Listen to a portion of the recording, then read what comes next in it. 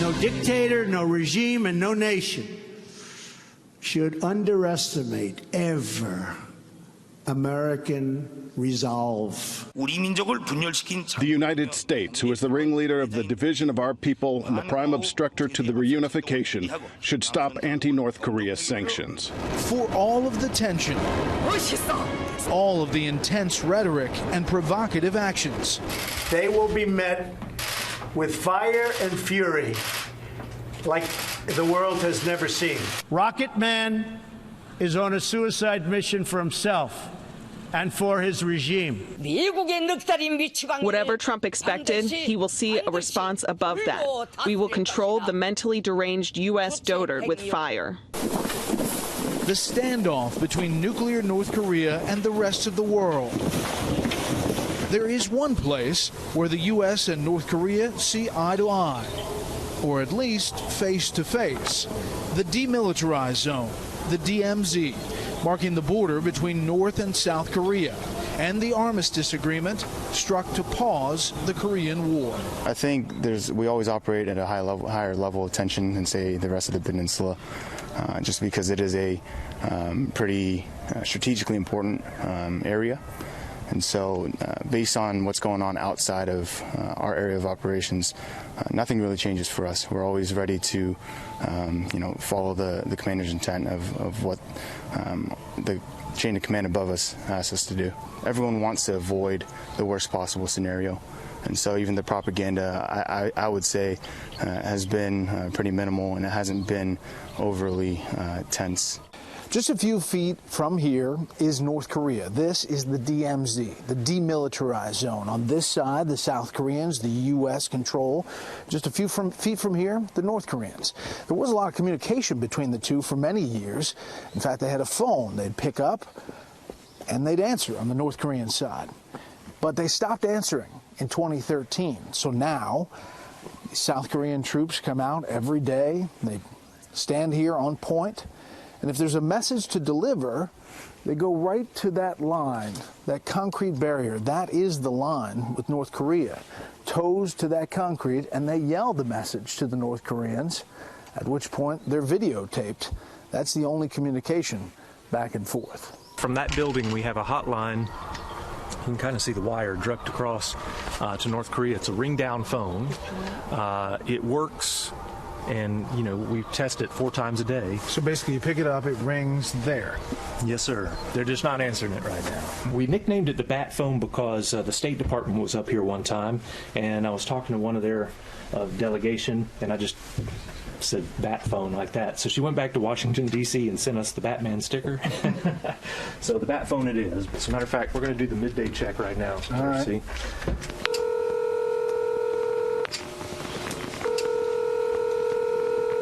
No, no answer. No answer this time. I was kind of hoping they would answer for you, although my mom would never let me live it down. When they don't answer it, we have to come down here on the border here, as Captain was saying. We put toes on the border there, and we shout the messages at them. More times than not, they'll come down and video record the message that they're not getting by just answering the phone. So it makes sense to somebody in North Korea. It's kind of a strange process, huh? It is, yes, sir. Some of the stuff after 6.5 decades, we've reduced it to a very elementary level. And that's just to sustain this place as a place that is open for communication and dialogue. However, there haven't been general officer talks up here since 2009.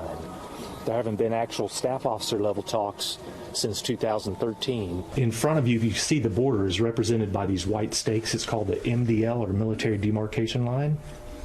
And you'll notice there's no fences on the border. There are no fences on this de facto border across the entire peninsula.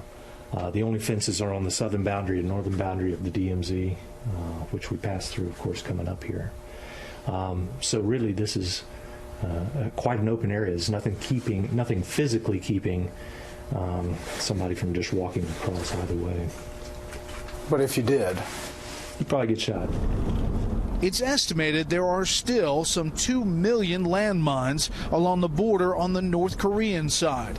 And U.S. commanders say some 70% of the North's military is positioned along its southern border, along the DMZ. As we look out over here, 180 degrees, this is all North Korea. Absolutely. The way that we're located right now, we're essentially surrounded on 3 sides by North Korea. So there's the whole JSA, the Joint Security Area, juts out kind of like a finger into North Korea, and so we're under pretty strict observation at all times. Yeah, he hasn't stopped looking at us. I don't think he will, sir. What's the music we hear? That's North Korean propaganda coming from the propaganda village at Gizendong, which is, you may have seen the big flagpole as we headed up here. Yeah. So what is it, a song that we're supposed to like North Korea after we hear it? Or? Absolutely, yeah. Oddly enough, they both had propaganda broadcasts from either side, and it stopped in 2004. But in 2015, there was a provocative landmine incident up here, and it blew off 2 of the 1st Rock Infantry Division soldiers' legs. And ever since then, both sides have been pumping the propaganda again. And it can be lovely music like this, or it can be the, speeches, And North Korea plays it about 20 hours a day. 20 hours a day? On our side, we do about 2 or 3 hours a day. And it could be anything from news broadcasts to K-pop. I stepped out one time, and they were playing Radio Free America, so I stepped out to Bon Jovi. Wow. Unification by Freedom Rock. Well, if you need a Fox News alert, just let us know. Right on. You got it. The sound you hear, well, that's South Korean music, propaganda essentially being blasted back into North Korea. North Korea right over my shoulder. The mountains in the distance, it's estimated that North Korea has about 1,500 artillery pieces positioned in those mountains, hidden. If the U.S. were to attack North Korea in just seconds, those artillery pieces would be rolled out and they'd fire. Their target, 25 miles this way, Seoul. Video of North Korean artillery tests tells the story. Those 1,500 artillery pieces aimed at Seoul are the main considerations and limitations to even small targeted U.S. military action in North Korea. Which brings us back to the time-honored tension in the DMZ, the arcane maneuvers, the spectacle of both sides bringing tour groups to stare at the opposing country. So they have a tour going on right now, and they're waving at us. Mm-hmm. And so what is that? I mean, like some... There's just a commercial tour. It is very likely made up of... I can see some Westerners there. I can also see some Asian folks, a lot of Chinese visitors. Mm-hmm. They will often have North Koreans come. A lot of times they're party officials and party members.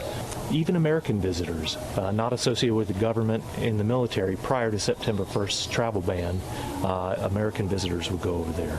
In fact, my counterpart over there is called Major Moon, and the kid speaks better English than I do. Is that right? Yeah. I think he had an American teacher. And the blue buildings, built to straddle the border for negotiations that haven't been used for that purpose in more than 4 years. In February of 2013, North Korea did their 3rd nuclear test. And there was a whole bunch of sanctions laid on them. And so sort of in protest to the sanctions, yeah, really, they just...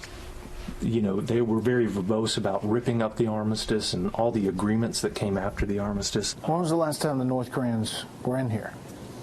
For this meeting, it was May of 2009. However, the North Koreans are in here every day, 5 or 6 days a week with tours. So much like we have in here right now, we lock the north side door and we'll bring visitors into this area. So then if they come down, they lock the south side door, and then it's their deal. That's it. Yes, sir. So technically the line right here is at this table. That's it. Yes, sir. And it'll, you follow it out the windows, you see that concrete block that you were mentioning outside.